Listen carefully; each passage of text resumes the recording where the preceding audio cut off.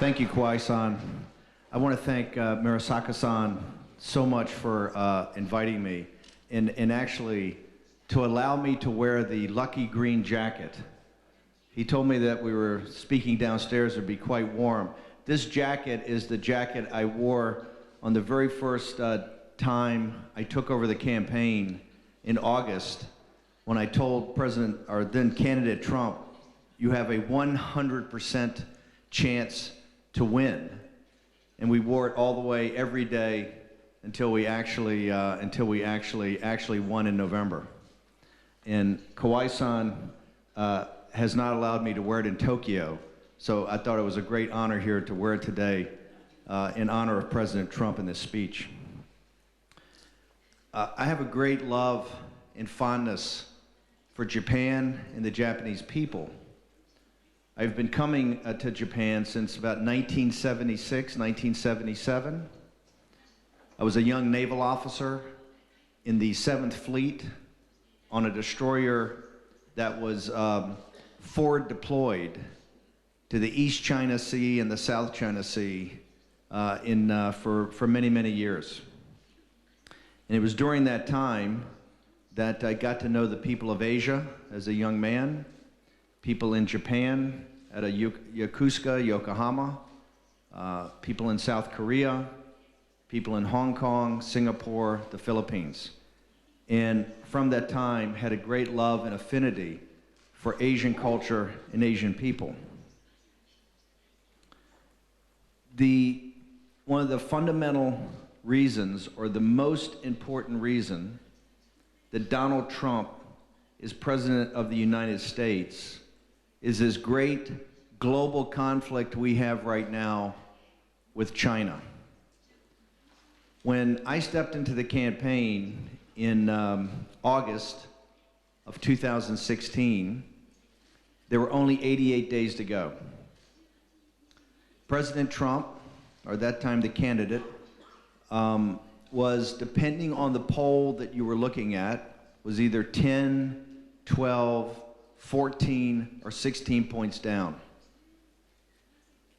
He was also down double digits in about every battleground state. And I told him none of those numbers mattered. Only one number mattered. And that was, for the first time in American history, 70% of the American people felt that America was in decline. And the working class people, the workers, both Democrats and Republicans, regardless of their political affiliation, blamed this on America's elite, who they felt didn't care about the country, but only cared about themselves. And I said, Hillary Clinton is the representatives of those elites. And you are the tribune of the people. You're a populist. You're a nationalist. And we can point to a gentleman I call Trump before Trump. That's Prime Minister Abe. Before Bolsonaro in Brazil, before Salvini in Italy, before Orban in Hungary, before Trump in the United States, you had Abe, a man who ran on a platform that his country was in a crisis and that he and his followers could turn it around for the good of the country. From 16 points down, we won at 2:30 in the morning on November 9th of 2016. The greatest single comeback, the most unexpected victory in American history. And Trump, we just focused on 3 things in those last 88 days to close the gap. Number 1, we're going to stop mass illegal immigration and limit legal immigration to protect our workers, African American and Hispanic workers on the low end, and tech workers in regards to legal immigration. Number 2, we're going to bring back jobs from China. We're going to bring the manufacturing jobs back from China to the heartland of the country. And number three, we're going to get out of these pointless foreign wars in the Middle East, in Afghanistan and Iraq and Syria that have cost us $7 trillion, killed 10,000 American troops, and wounded 40 to 50,000 others. I knew how pointless those wars were because besides myself being a naval officer for 8 years, my daughter is a graduate of the United States Military Academy at West Point, served with the 101st Airborne and fought in Iraq in 2010. And I could tell from her personal experiences what the younger generation, the futility that they felt, that America was frittering away its capital and its young men and women. Those three legs of the stool is what Trump ran on for the last 88 days. And just compared and contrast Hillary Clinton as the representative of what I call the party of Davos. Davos, where the World Economic Forum is held. The scientific, managerial, cultural, financial, business elite of the world. And that Donald Trump would represent what Hillary Clinton called the deplorables, essentially the working men and women of the United States. It's the reason we focused on the great heartland of this country, on Pennsylvania, Ohio, Michigan, Wisconsin, and Iowa. And you have to remember something, that every day of those last 88 days, every day, all the brilliant commentators in New York City, in London, in Washington, D.C., on TV and in newspapers, and even in Tokyo, all the geniuses that write for the papers and on TV are the commentators, every day mocked and ridiculed our strategy. That Trump's proving he's dumber than people think he is. That Trump has no earthly idea about politics. He's just some out-of-control businessman. That Bannon and these guys around him are just a bunch of right-wing, nativist, racist, xenophobes, homophobes, misogynists, Islamophobes, everything they could throw at us. And our message was very simple, very simple. We're going to bring back jobs to the United States of America. And we're going to stop the managed decline of the United States of America. When we won, very first phone call we got was from Prime Minister Abe's office. He was in, I think, was in Peru, or he was at a conference somewhere. And they wanted to come by to New York. You have to realize that people like myself that have been, for 10 years before Trump ran for president, I've been working on this movement throughout the world, this populist, grassroots, nationalist movement. A movement that considers the nation state, wherever that state is, whether it's Italy or Hungary or Brazil or India or Japan, as the central basic unit of the system we call the Westphalian system that comes from the Treaty of Westphalia, 300 years old, and that puts the responsibility for the nation state not on a group of a high caste of leaders, but puts the responsibility on citizens. Citizens in Hokata, right? The basic building blocks of a society. Prime Minister Abe is a hero to us because he was the first nationalist to win a major election for an industrial power. Prime Minister Abe came by Trump Tower. Now, you have to understand how unprecedented that is. President-elects of the United States do not meet foreign leaders. You have to wait, you traditionally wait until you're sworn in, which would have been 8 or 10 weeks later. But Prime Minister Abe wanted to come by.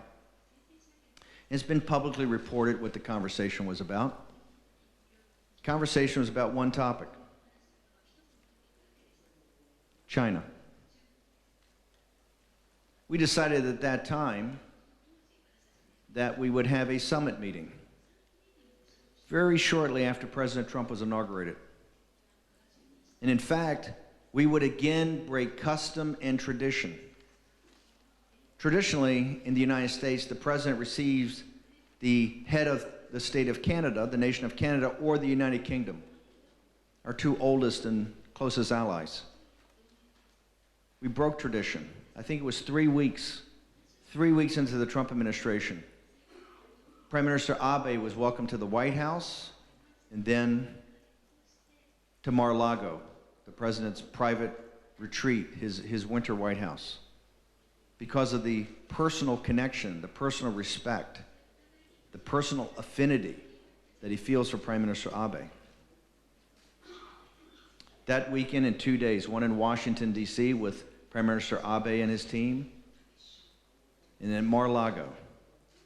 The conversation was essentially around one topic. There were other side discussions on trade and other discussions, but the topic was one topic: China. Prime Minister Abe understood before anybody else, and certainly the elites in the United States and in Europe, that what we've allowed to develop over the last 20, 25 years is the most significant danger to world peace and prosperity that's ever been created. And how was it created? Who created it and who profited off this? This is not about the Chinese people. I have a great affinity and love for the Chinese people. I've lived in Shanghai. I've owned businesses in China, in mainland China, in Hong Kong. I've spent many, many years in and out of there. I have a great affinity for the noble Chinese people and some of the things that they've gone through. This is about a radical cadre of the Chinese Communist Party. This is a radical cadre of the CCP around President Xi and Wan Xishan and that group of henchmen around him. China is a nation of 1.4 billion people. The Communist Party in China is what, 60 to 80 million people? You look at any of the organization charts, there's essentially 1 million to 5 million people that are decision makers in the whole apparatus. And essentially under 1,000 people matter. And they have run today the world's largest prison, of where they manufacture the world's goods, essentially, with technology, either forced technology transfer from Japan in the United States or stolen, manufactured by slave labor, and essentially exported to the rest of the world, to the unemployed and underemployed, because of their exporting of deflation and overcapacity. Between the time that we won and Prime Minister Abe came to Trump Tower in November, and the time we had the summit meeting with Prime Minister Abe in Mar-a-Lago, the third week of January, kind of right in the middle, there were two speeches given. One speech was in Davos at the World Economic Forum, and the other was in Washington, D.C. This is President Trump's inauguration speech. President Xi went to Davos. He was a late add to the program. And the reason was he was going to give a speech that was going to lay out the China dream, Xi thought, the great program of Emperor Xi. And Donald Trump, a few days later, was going to give his inaugural address. Xi's address is one of the most important speeches of the 21st century, and if you have not had a chance to see it or read it, I strongly recommend you do. Because he lays out in quite a bit of detail the Chinese strategy of world domination. And it is world domination. Starts with domination of East Asia, then expands out with the South China Sea and the East China Sea for the control of the Pacific. Then with One Belt, One Road, it goes to the control of the Eurasian landmass, and then through sub-Saharan Africa and the Caribbean and South America, and then back around. with China at the center of that as an advanced manufacturing empire. In the tributary states of Japan and the United States and the industrial democracies, all essentially administrative units. She lays this out in pretty good detail. Talks about globalization, how successful globalization has been, how it works. The scientific, managerial, engineering, cultural, and financial elite at Davos, and their cocktail parties and all the big shots in the world, with the world's most sophisticated media. You know, the Financial Times of London, The Economist, BBC, the New York Times, the Wall Street Journal, all of them. Standing ovation for Xi. She's the hero. He's the spokesman for globalism. In this speech, he actually points to where all the world's problems come from. He says, I see where the world's problems come from. It's these nationalists, right? It's these populists. That's the dissenting voice. That's all these grubby folks. You know, it's the followers of Abe. It's the followers of Trump. It's the followers of Salvini. It's the followers of Orban. It's the followers of Le Pen. It's the followers of, ultimately, Bolsonaro or Modi.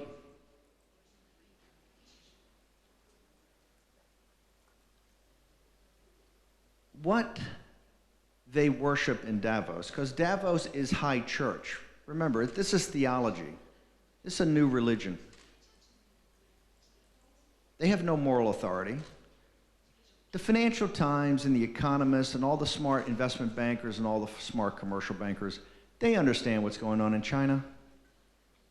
Everybody understands what's going on in China. They understand the camps of the Uyghurs. They understand the persecution of the Christians. They understand that the democracy movement, what's happened to them. They understand what's happened in Tibet. In Davos, they worship the dollar. The world's economic and financial elite have no moral standing. They detest the social and moral underpinnings of 5,000 years of civilization because they praise a murderous dictator. And history will show how murderous they are. Remember, last year, a Russian oligarch gets poisoned in the city of London, right? If you're in London for 1 month, every day, the tabloids, the BBC, it's the story, that's all they talk about. Khashoggi gets butchered in the consulate in Turkey. A horrible thing, I'm not defending it, but he gets butchered. The House of Saudi Arabia almost falls. It's nonstop. It's the Washington Post, the New York Times. Day after day after day. In China, 500 to 1,000 intellectuals, business leaders, members of the military, members of the establishment either commit suicide, inadvertently fall off 40-story buildings, are missing, are put in prison for life. The chairman of Bannon Insurance Company sentenced to 18 years of hard labor. The chairman and CEO of HNA, the largest financial corporation in the world, privately valued at $1 trillion. The owner of, I think, 20% of Deutsche Bank, falls off a 4-foot wall in France, taking a selfie, dead. #1 actress in the world, missing, still missing. Can't find her. They think they know where she is, but can't find her for tax evasion. 500 to 1,000 elite head of state security from Macau inadvertently gets depressed and falls off a 40-story building. The consolidation, the brutal consolidation of power in China by the Chinese CCP, this radical cadre, is in your face. They don't apologize for it. You have one oligarch in London and it shuts down the city of London. You have one journalist in Turkey from Saudi Arabia and the House of Saudi Arabia almost falls. You have 1,000 prominent achievers in China. They're missing, dead, in prison. Why is the world silent about that? The two systems we're talking about couldn't be more radically different. And there's no compromise between these two systems. I would love to come here and tell you there's a way to compromise. There's a way to do this. Is not. We're at war. They've been at war with us for 20 years. Economic war, information war. The two systems are, the Chinese is a totalitarian mercantilist system with China at its center, and with One Belt, One Road and 5G rollout and Made in China 2025, it's a network effect. Every country will just become an administrative unit. Every citizen will lose essentially its citizenship because you're just being an administrative unit. You become essentially a slave. And that unit, that network effect, is to provide raw materials and sometimes low value added component parts, and to become markets for finished products of Chinese goods. The other systems, the Westphalian system, the system built upon the nation state, which Japan, the United States, Canada, Mexico, Western Europe, and all of our other allies, based upon free men and women that have the responsibility for their nation on their shoulders. And they can decide if they're going to go into alliances or not into alliances. They can decide if they're going to be partners or not partners. But at that nation state level and at the lowest level possible, people make their own decisions. They're called citizens. People, when I give this talk, or in Washington, when I was working on the changing the focus of the United States government to actually understand that we're at war, they go, "Oh, Bannon, you're crazy. This is more your craziness. This is more your madness," right?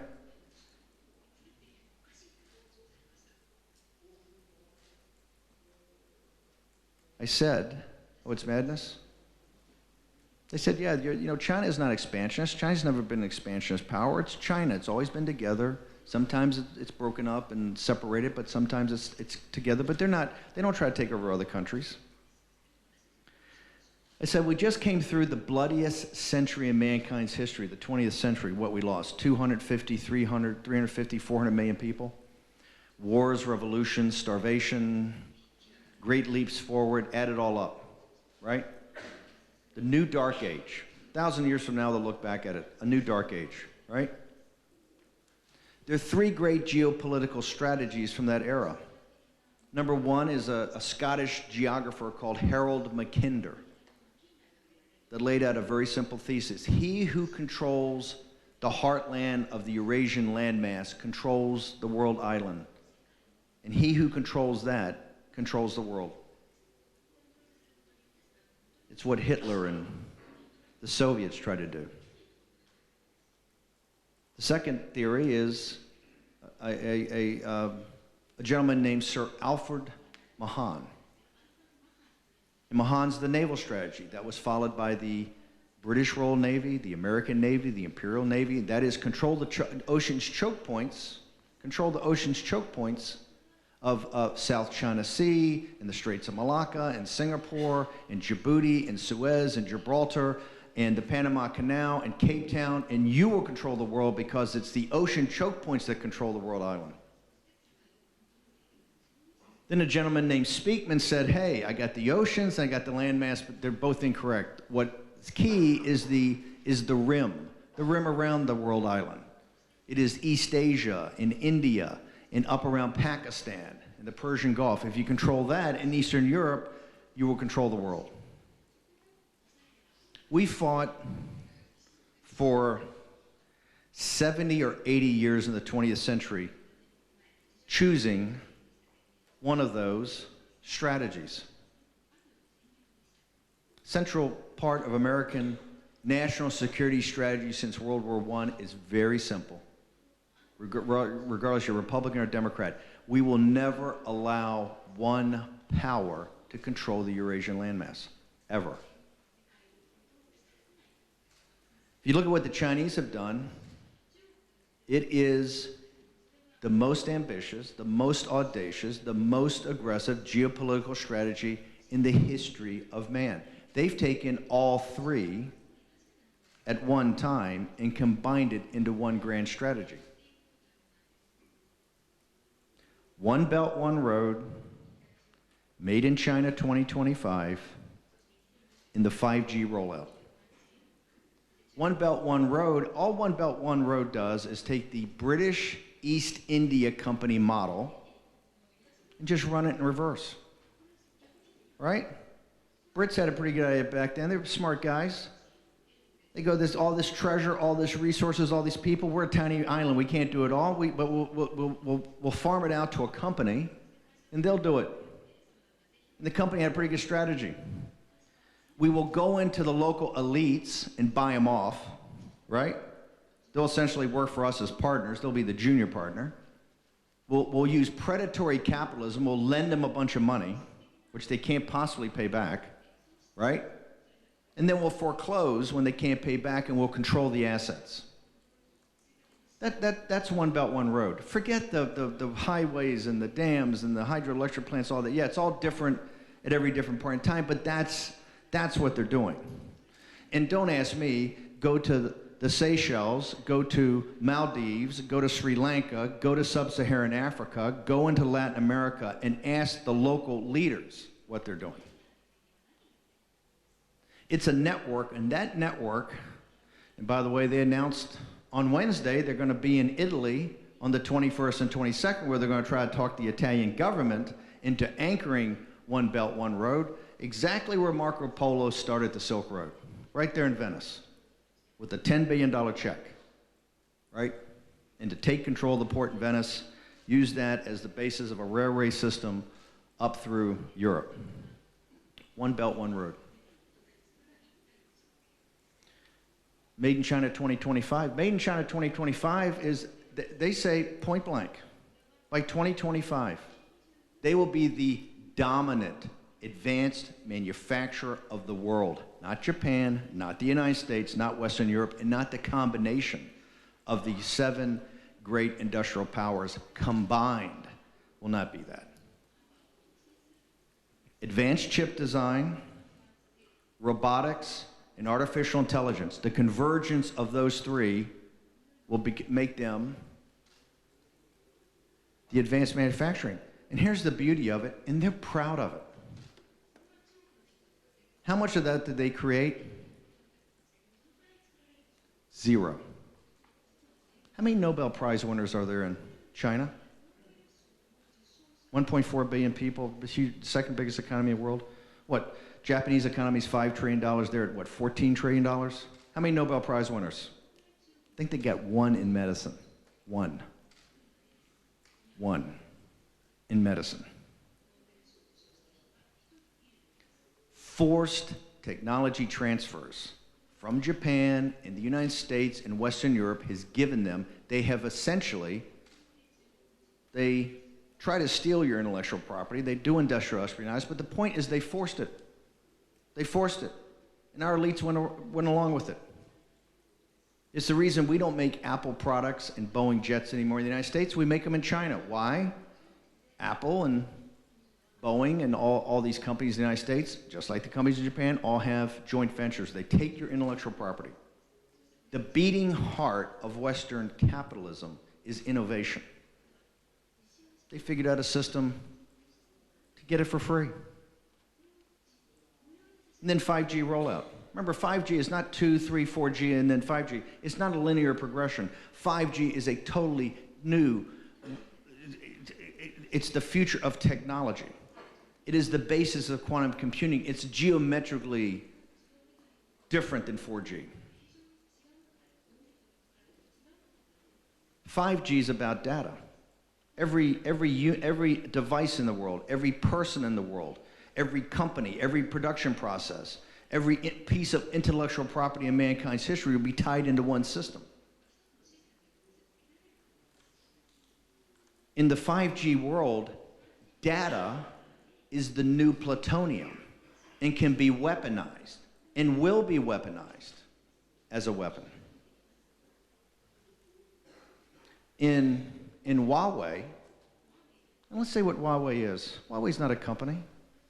Huawei's not just some telecommunications company or IT company. It's not like NTT, or it's not like Verizon. It's not like Bell Atlantic or AT&T. Huawei is the People's Liberation Army, right? It's their telecommunication front. It's not an independent company. Why do you think the Canadians, the least aggressive people in the world, at the Americans' request, arrested the chief financial officer? And why is she being extradited to the United States of America? The People's Liberation Army uses Huawei to get into the phone systems and to do the phone systems cheaply. And we'll do it. Hey, we'll do it. They control the data. They control the total system. You combine One Belt, One Road and Made in China 2025 and Huawei's rollout of 5G.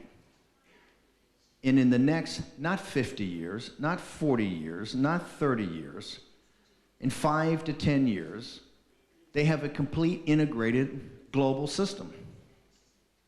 In Japan, in the United States, the great allies over 70 years are tributary states. We're a tributary state today. Look at the trade negotiations. We are Jamestown, the United States of America, the greatest industrial power on earth, is Jamestown to their Great Britain. It's the reason you can't make the trade deal and just on tariffs work.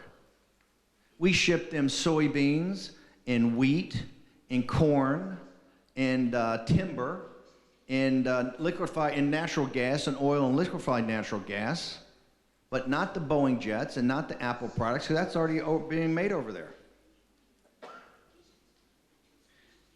China's greatest export is one of the reasons of the central beating heart of the problem in Japan and its economy. And you see this throughout the world, or maybe not as advanced. China's greatest export is deflation and overcapacity. That's why you can't raise prices. That's why you can't raise wages. It's China's state-owned industries.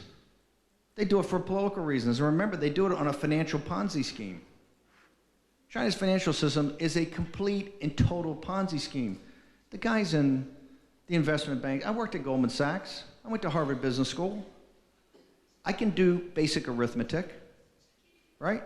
People at Goldman Sachs know this. It's a Ponzi scheme. It's a total Ponzi scheme.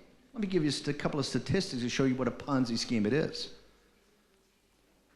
Total assets in U.S. banks are about $19 trillion, assets being basically essentially the loan portfolio.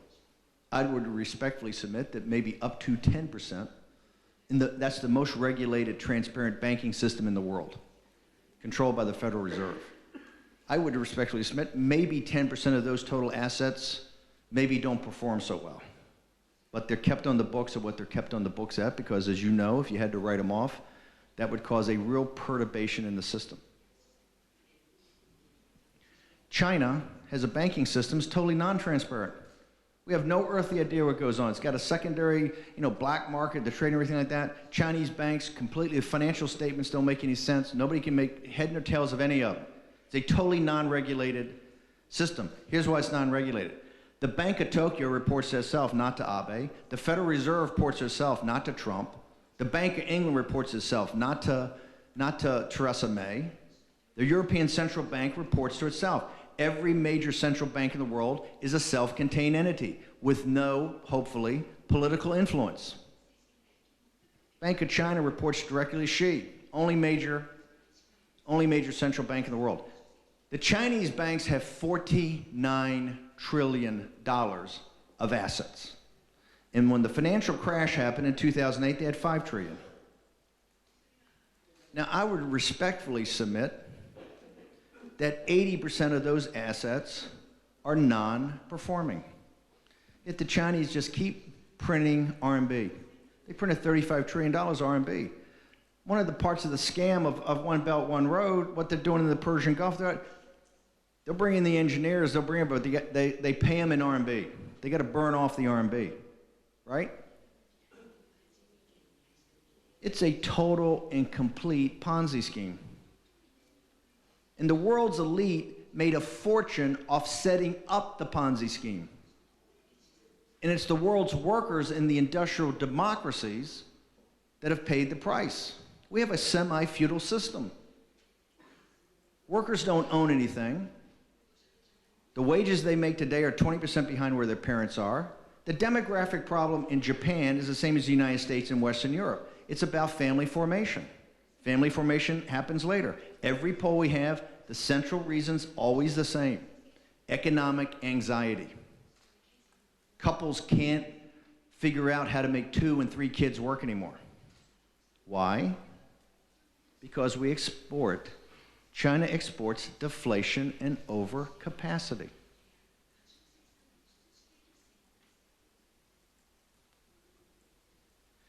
The Chinese lay it out. If you haven't read this book, I recommend you get it. It's kind of like my Bible. Got it years ago. Unrestricted Warfare.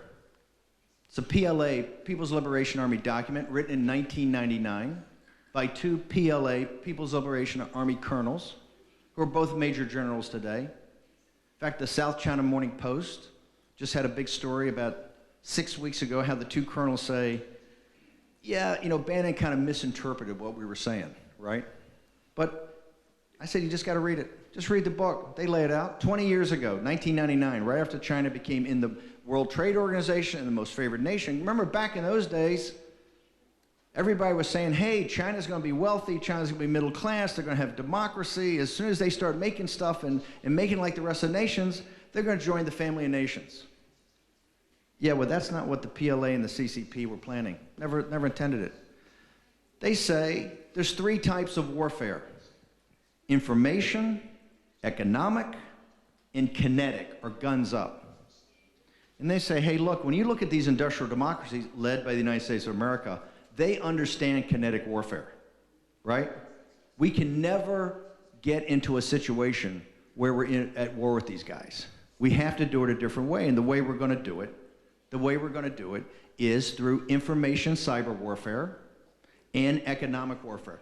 They have been directly engaged in economic warfare against the industrial democracies for 20 years.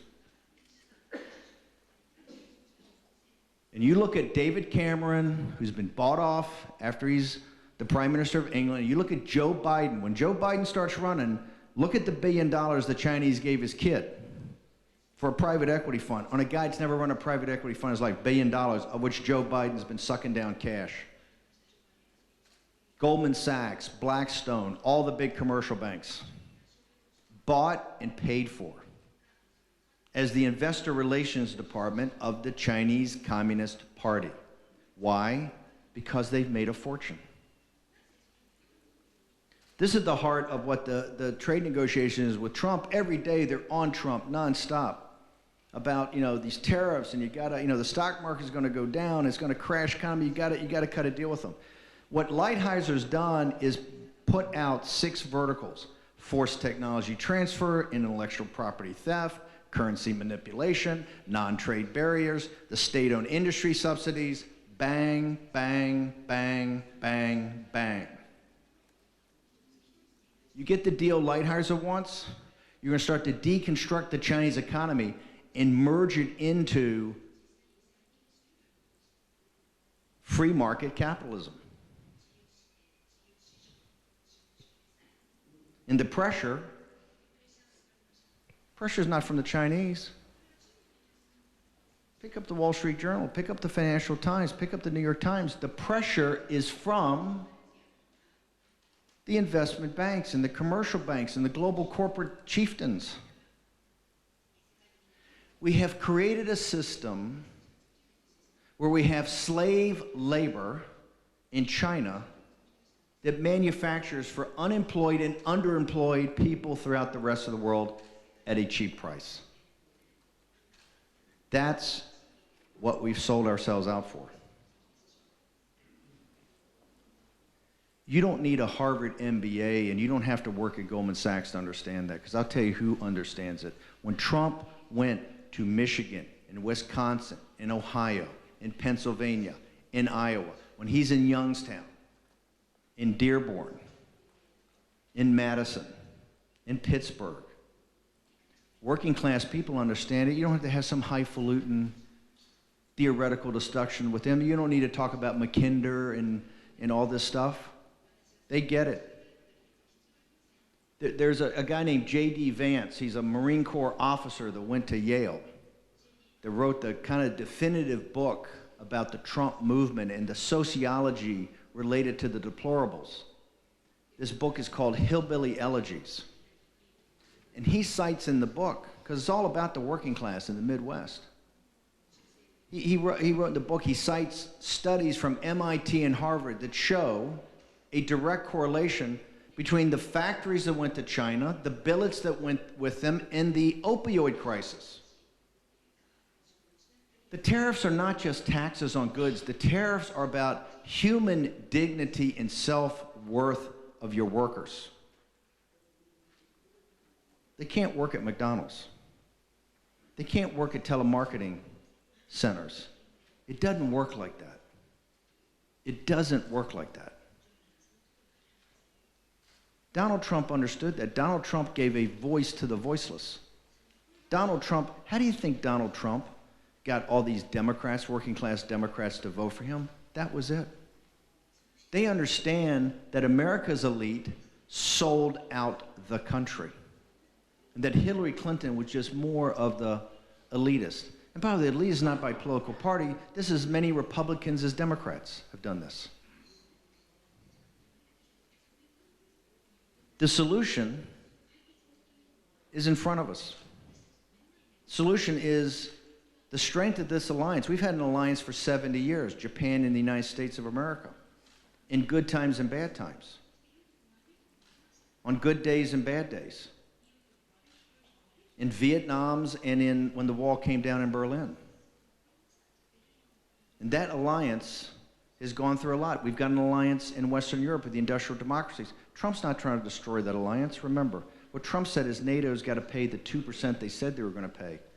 It was Jan Stoltenberg, the officer general, secretary general of NATO, that came to us and said, you've got to help me make these guys pay up. Since Trump's been there, $100 billion by European countries for their own defense. America first does not mean America isolationist. Doesn't mean America alone. Doesn't mean America by herself. It's a different way to look at the world. It means where it's in the vital national security interest of the United States of America. It will also be in the vital national security interest of our local partners and allies. From Northwest Europe and NATO to the Persian Gulf to the South China Sea to the Northwest Pacific, we're not an imperial power. We're not looking for protectorates. We're looking for allies. Since I've been coming here as a young naval officer in 76, 77, the United States at a senior level has never been more engaged in the Northwest Pacific and the South China Sea ever.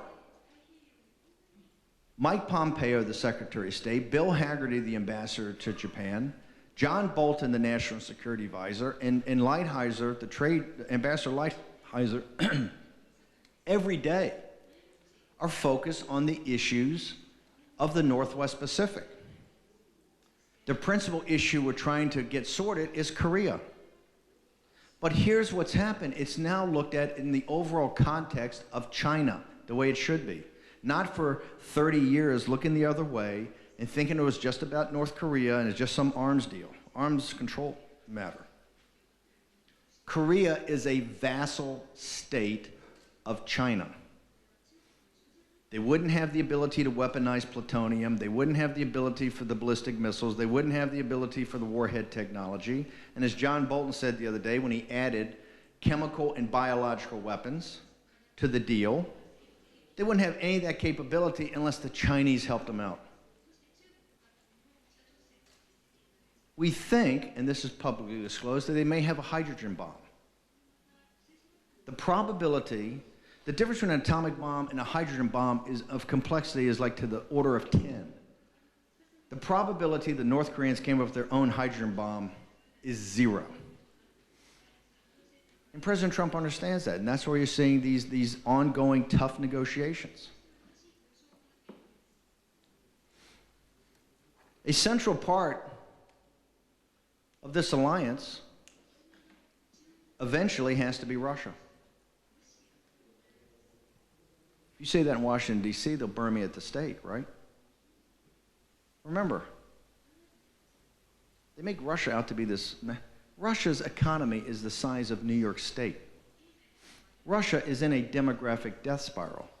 Russia has, I think, 90% of their revenue comes from natural resources.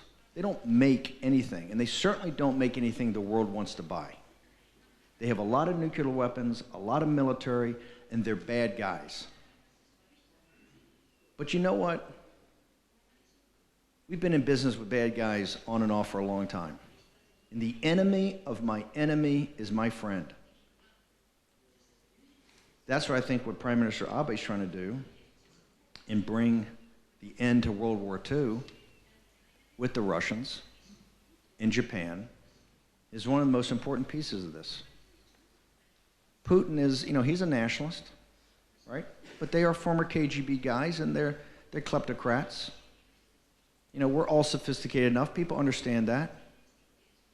But over the long term, they're going to be central. They have to be on our side of the football. It's the reverse game plan Nixon and them ran on Russia with China. We need Russia on our side of the football, and it's going to be very tough. And it is the great wisdom of Prime Minister Abe and the Japanese people that will bring that, I think, into the alliance. Because step one is you've got to bring the curtain down on World War II, right? Just like in the Korean Peninsula, eventually we got to bring the curtain down on the Korean War. These scars are very deep, and they're living things today. But that's why we have people like Prime Minister Abe. That's why you have people like Donald Trump. People in Japan should understand something. Every waking moment of the President of the United States' life and his Secretary of State and his National Security Advisor and his ambassador to Japan, Haggerty, who he thinks very highly of, is focused on safety and security in the Northwest Pacific. That's never happened in the history of the United States. So they can mock and ridicule Donald Trump. They can call him a buffoon and a moron and all the things they call him every day. And this is what they think of him. Let's be brutally frank about this. He's over there for a quite complicated negotiation, as I don't need to tell this audience. And while he's over there on a master plan to get, in one fell swoop, a total denuclearization, to take off sanctions, and to bring North Korea into the family of economic nations with massive cash infusion to help build their industries, while he's doing that, the Democrats decide they're going to put his former lawyer Michael Cohen on at the exact same time on world TV so that Cohen can call him a racist and a con man and a cheat and a scumbag. And so when you look at CNN, okay, throughout the world, it's got Michael Cohen sitting there, and the picture down here is Trump and Kim. That's what the Democratic Party thinks about safety and security of the Japanese people and the Korean people and the people in the Philippines in the Northwest Pacific. That's what they're telling you what they think. Just like on the night of the dinner we held in Prime Minister Abe's honor at Mar-a-Lago, right in the middle of dinner, Kim lights off a ballistic missile test aimed right at Japan to say, hey, tough guys, I see you're plotting over there in Florida. I'm going to show you what I got. Remember, we stopped dinner, did a joint communique, had a live press conference. At Mar-a-Lago, had a live press conference, I think at 1 o'clock in the morning, so it could be live to Japanese TV here on Sunday morning.